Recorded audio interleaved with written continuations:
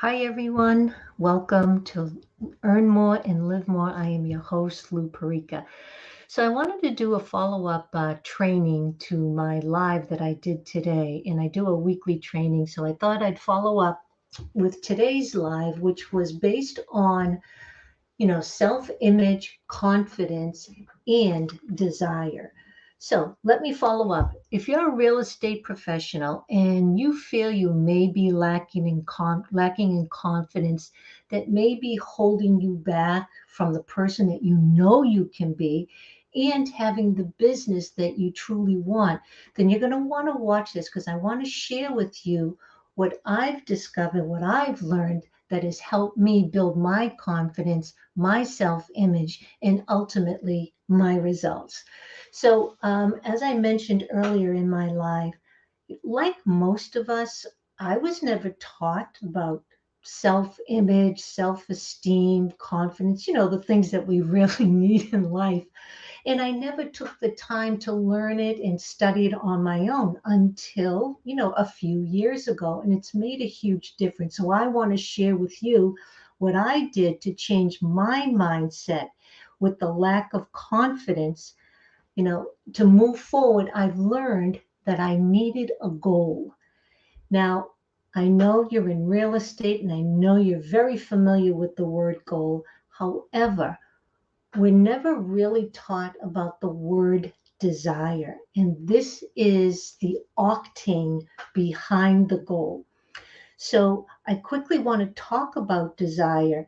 And desire is that strong emotion that you have, when you really want something. But first, let me just go to self image because it's all tied in, right? Self image, confidence, self esteem. But self image is based on how we see ourselves. It's the picture that we carry in our mind of how we look and how we behave. And it also includes how we think others also see us. So my self image was very limited, and I could only see myself going so far. And that was it. My self image kept me stuck, and it's almost like, explain it like this, it's almost like an electric fence. I could only go so far, and then I would get zapped and I would retreat back. And that image also was like a small radar screen, right? This is what we see, this is what we know, and the world is huge. But if we're only operating with the small radar screen, it's very limiting. Does this sound familiar? I'm sure I'm not alone with this. So when we uncover what we truly, truly want, it starts to open new doors for us. Here's the thing though, when we uncover what we really want, the desire must be strong. The want must be strong. The why must be strong. I know you've all heard of this. When the want, when the desire, when the why is really strong, we must make an irrevocable, committed decision to grow towards our goal. And we need to have persistence and faith along with that. So, do you want it that much? Is that growth something that you really want? Is that confidence something that you truly desire? Do you truly desire to become that person that you know you can be? If the answer is a hell yes, then you go for it. But if it's not a hell yes, if you're like, well, I'm okay, then nothing much really changes. You'll continue to do what you've always done. It's the intensity of the desire that moves us into action, right? And the emotions make us act. We must step out of our current self image and into the person we need to be in order to achieve our goal, our desired goal. How do we do that? We must think and act like that person and come from the goal already achieved. This is why the expression be, do, have. It's not do, be, have, be, do. It's be. You must first be that person. You have to go there in your imagination.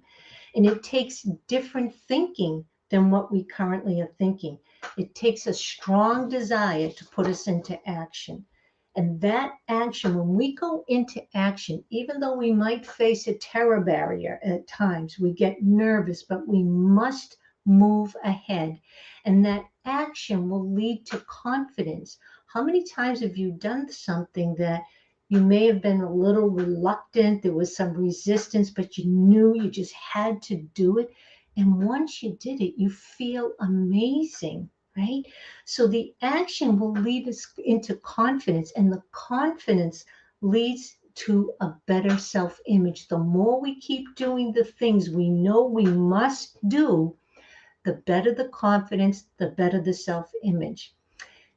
This new self-image will start to attract different opportunities. It will attract different people, more like-minded people. It'll attract different circumstances and conditions, which leads to better results. So here's the thing. You get to create you. You get to create you. Start asking yourself questions. Ask yourself this: what do I love? It's a very powerful question. What do I love? And who do I want to be? Keep asking yourself that over and over and see what answers come to you. This is why we get to choose who we want to be. Think about it. The squirrels can only be squirrels and the birds can only be birds. But we have the ability to think, to choose, and we have an imagination. So let's put them to use. When you start thinking about what you love or who you want to be, what typically comes up is the hows. And this really can stop us. I'm going to tell you right now, don't worry about the hows. I used to worry about the hows. Well, how am I supposed to do that, right? So between the hows and the self-image and the confidence, it was just keeping me stuck. So don't worry about the hows. What I have learned is once you make a committed decision, the hows start to come as you need them. All right. So if you're serious about building your self-image and growing the confidence you need to live the life that you want, then comment below and I'll reach out to you and we can just have a conversation. All right. In the meantime, I hope this helped somebody out there, somebody watching. And if you know of somebody that you believe that these trainings would help, have them join our Facebook group. We would love to have them. In the meantime, I will see you next week. Have a great day. Thanks for joining.